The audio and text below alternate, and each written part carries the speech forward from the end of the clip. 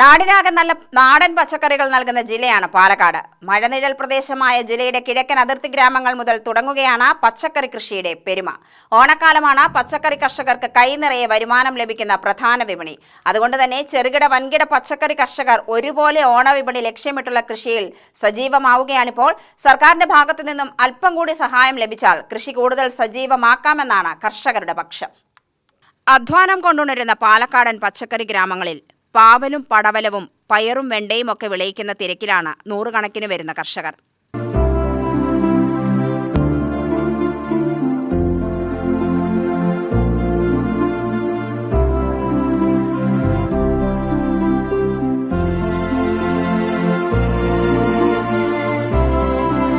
പാലക്കാട്ടെ പരമ്പരാഗത പച്ചക്കറി ഉൽപാദന മേഖലകളിൽ ഉൾപ്പെടെ കൃഷിയിറക്കൽ സജീവമായി കഴിഞ്ഞു.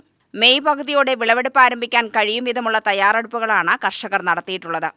മാർച്ച് ഏപ്രിൽ മാസങ്ങളിൽ വിത്തിറക്കിയ കർഷകരുടെ പ്രതീക്ഷ മുഴുവൻ ഓണവിപണിയിലാണ്. ന്യായമായ വില കിട്ടിയാലേ പിടിച്ചു നിൽക്കാനാവൂവെന്ന് കർഷകർ. VFPCKയുടെ പച്ചക്കറി സ്വാശ്രയ കൂട്ടായ്മയിലെ കർഷകരാണ് കൂടുതലായും പച്ചക്കറി ഉൽപ്പാദിപ്പിക്കുന്നത്. സ്വന്തം ഭൂമിയിൽ കൃഷി ചെയ്യുന്നതിന് പുറമെ പാട്ടത്തിനെടുത്ത ഭൂമിയും കർഷകർ പച്ചക്കറി കൃഷിക്കായി ഉപയോഗിക്കുന്നു. വളം ചേർത്ത് മണ്ണൊരുക്കി പോളിത്തീൻ ഷീറ്റ് ഉപയോഗിച്ച് മൂടി ശേഷം പന്തലിട്ട് നെടികുത്തി മുകളിലേക്ക് പടർത്തുന്നതാണ് രീതി. പരമ്പരാഗതമായുള്ള ഈ രീതികൾക്കൊപ്പം ആധുനിക സാങ്കേതിക വിദ്യകൾ പരീക്ഷിക്കുന്നവരുമുണ്ട്.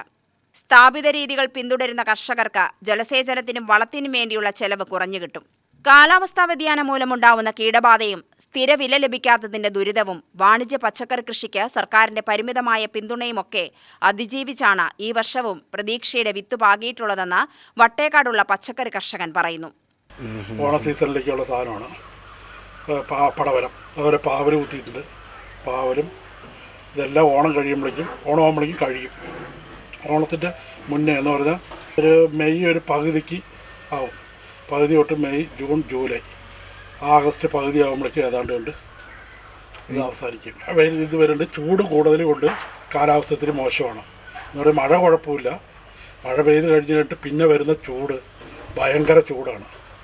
ആ ചൂട് കാരണം ചെടി അങ്ങോട്ട് വളരുന്നില്ല. ഇതിൻ്റെ പരിചരണം എന്ന് പറഞ്ഞാൽ നമ്മൾ ആദ്യം നമ്മൾ ഏരി കൊത്തി ഇളക്കും. പഴയ ഏരിയാണ്, പന്തലിട്ടതാണ്. ആ ഏരി മാടി അതിനകത്ത് നമ്മൾ ഏരി ചാരി കയറിയിട്ട് വളം കോഴിക്കാട്ടം 100 ചാക്കോളം ഏക്കറയ്ക്കിടും.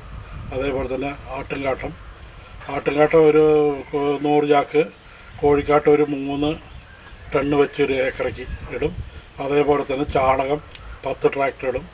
ഇതെല്ലാം ഇട്ട് ഡോളാമെറ്റ് ഇട്ട് ഇതിൽ കൊത്തി ഇളക്കി മൾച്ച് ഷീറ്റിട്ട് മൂടിക്കഴിഞ്ഞ് പന്തലിട്ട് കഴിഞ്ഞ് പിന്നെ ഞെടി കുത്തി ഇത് മുകളിലേക്ക് വിടുകയാണ്.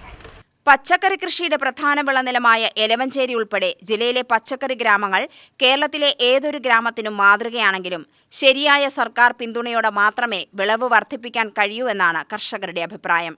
ഒട്ടേറെ പേരുടെ തൊഴിൽ ദാതാക്കൾ കൂടിയാണ് തങ്ങളെന്ന യാഥാർത്ഥ്യവും കർഷകർ അധികാരികളെ ഓർമ്മിപ്പിക്കുന്നു. UTV news, Palakkad.